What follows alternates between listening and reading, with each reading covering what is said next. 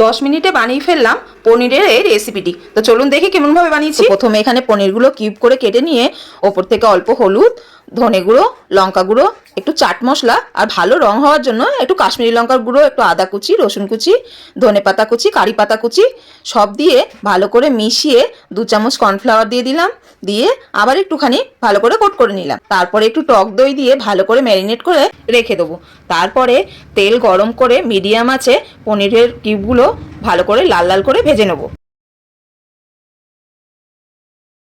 পনিরগুলো ভাজা হয়ে গেলে তারপরে অন্য একটি পাত্রে 2-1 চামচ তেল দিয়ে তার মধ্যে 4-5টা শুকনো লঙ্কা, 1 চামচ জিরে, কটা কারি পাতা দিয়ে একটু নেড়ে নিয়ে তার মধ্যে বড় 1 টেবিল চামচ রসুন কুচি দিয়ে দিলাম।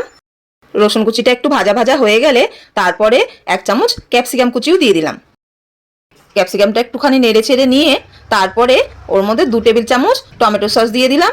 দেওয়ার পরে ভালো করে নাড়িয়ে নিয়ে ওর মধ্যে ভাজা পনিরগুলোও দিয়ে দিলাম। ব্যাস তৈরি হয়ে গেল আমাদের পনির 65। আর ভিডিওটি ভালো লাগলে আমাদের চ্যানেলটিকে লাইক ও সাবস্ক্রাইব করে দেবেন।